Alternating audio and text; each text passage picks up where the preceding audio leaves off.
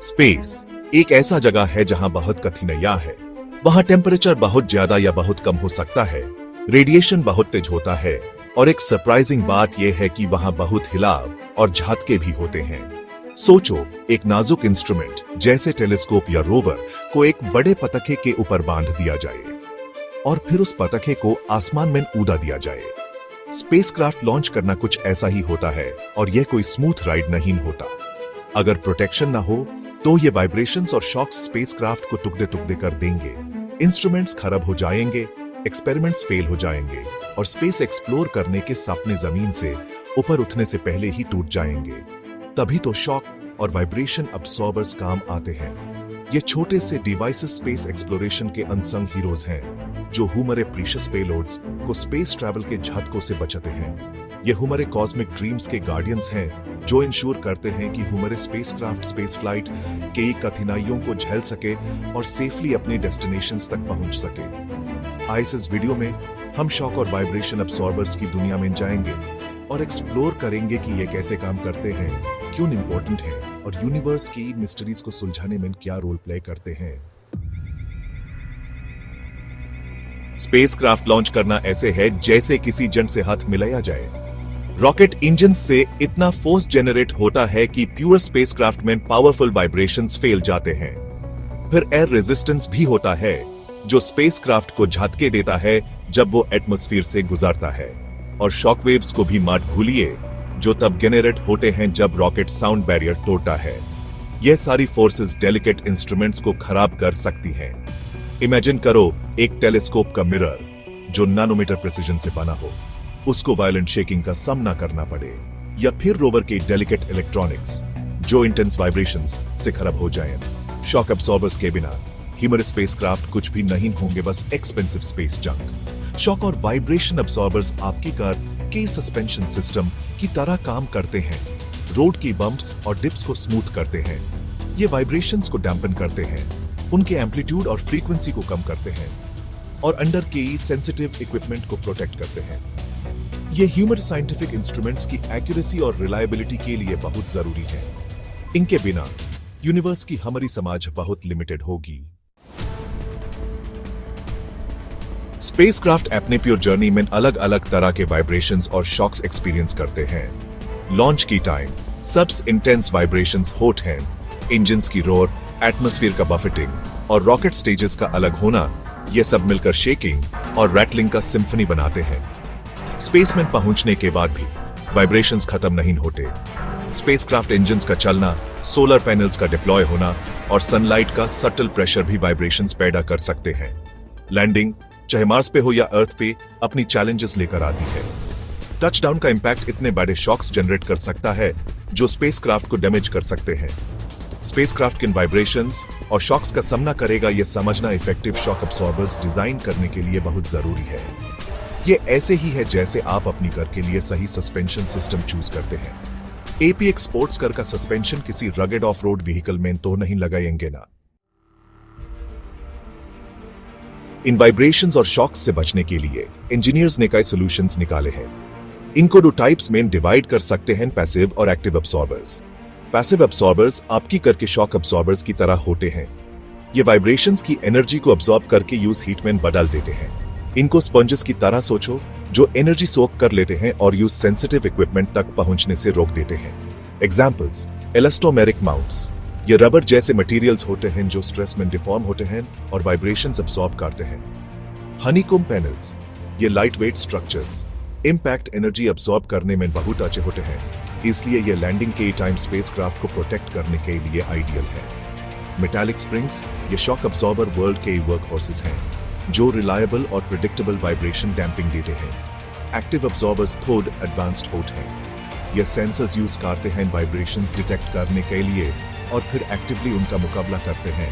Imagine करो, आपके spacecraft के अंदर एक छोटा रोबोट है जो कंटिन्यूअसली डेलिकेट इंस्ट्रूमेंट्स की पोजीशन एडजस्ट कर रहा है ताकि वो परफेक्टली स्टिल रहें। एग्जाम्पल्स, ट्यून्ड मैस डैम्पर्स, ये डिवाइसेस एक मूविंग मैस यूज करते हैं वाइब्रेशंस का मुकाबला करने के लिए, बिल्कुल एक मेट्रोनोम की तरह जो आगे पीछे हिलता है।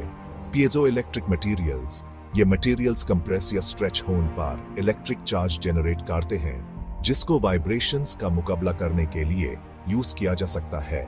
सही अब्जॉर्बर चूज करना स्पेसिफिक एप्लीकेशन और एक्सपेक्टेड वाइब्रेशंस के टाइप पर डिपेंड करता है। परफॉर्मेंस, वेट और कॉस्ट के बीच बैलेंस बनाना होता है।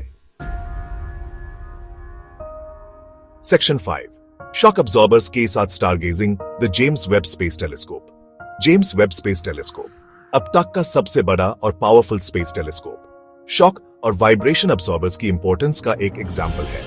इंजीनियरिंग का यह कमाल अर्ली यूनिवर्स की फेंटेस्ट लाइट को ऑब्जर्व करने के लिए डिजाइन किया गया है, जिसके लिए बहुत ही ज्यादा प्रेसिजन और स्टेबिलिटी की जरूरत होती है। इसे अचीव करने के लिए JWST मेन एक sophisticated system of shock and vibration absorbers है।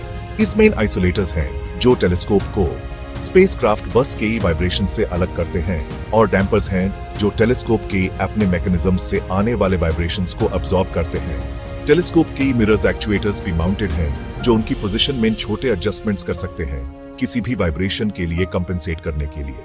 ये शॉक और वाइब्रेशन अब्जॉर्बर्स JWST के लिए बहुत जरूरी हैं ताकि वो कॉस्मोस की स्टनिंग इमेजेस कैप्चर कर सके जिनके लिए हम सब वेट कर रहे हैं।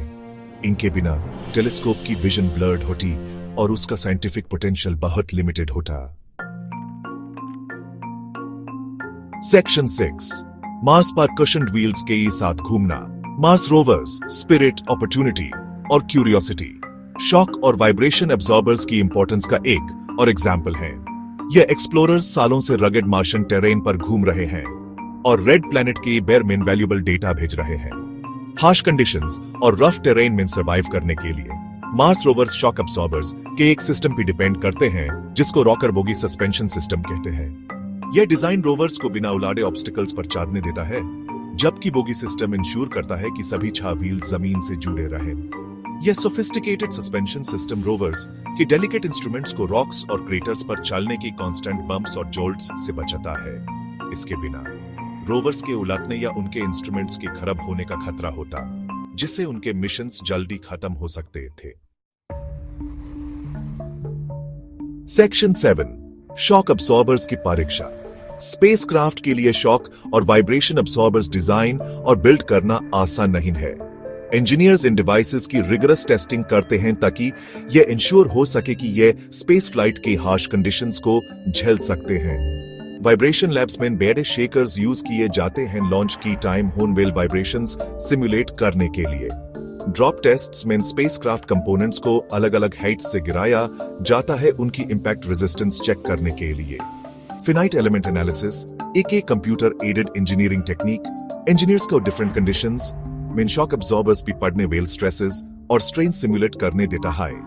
इन ग्रूलिंग टेस्ट्स को पास करने के बाद ही शॉक और वाइब्रेशन अब्सॉर्बर्स को हमारे प्रीशियस पेलोड्स प्रोटेक्ट करने के लिए ट्रस्ट किया जा सकता है।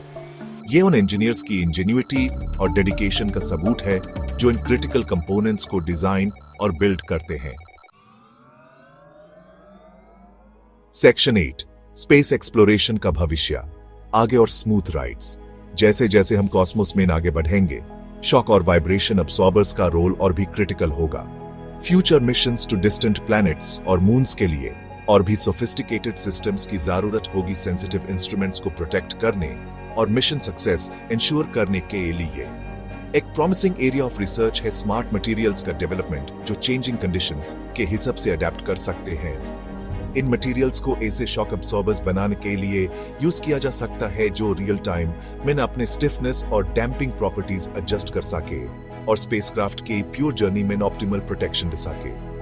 दूसरा एरिया ऑफ फोकस है शॉक और वाइब्रेशन अब्सॉर्बर्स का मिनिएचराइजेशन। जैसे जैसे स्पेसक्राफ्ट छोटे और कॉम्पैक्ट होते जाएंगे, छोटे और लाइटर अब्सॉर्बर्स की जरूरत बढ़ती जाएगी। ये क्यूबसैट्स और अदर स्मॉल सैटेलाइट्स के लिए खासकर इंपॉर्टेंट है जिनके पास लिमिटेड स्पेस और वेट कैपेसिटी होती है। सेक्शन 9 एक्सप्लोर करते रहो। शॉक और वाइब्रेशन अब्सॉर्बर्स को अक्सर इग्नोर कर दिया जाता है, लेकिन ये स्पेस एक्सप्लोरेशन में एक विटल रोल प्ले करते हैं।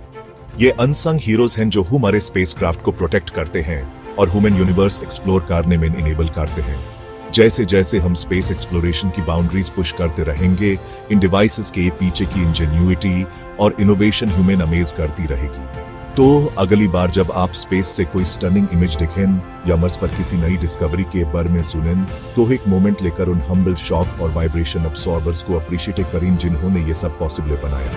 यह ह्यूमन इंजीन्यूइटी और नॉलेज के लिए हमारे रिलेंटलेस परस्यूट का सबूत है। स्पेस के विस्तार में हमारे लिए क्या नई डिस्कवरीज वेट कर रही है। इन इंजीनियस डिवाइसेस की मदद से हम क्या वंडर्स अनकवर करेंगे। एक्सप्लोरेशन का सफर जारी है और शॉक और वाइब्रेशन अब्सॉर्बर्स हर स्टेप पर हमारे साथ होंगे।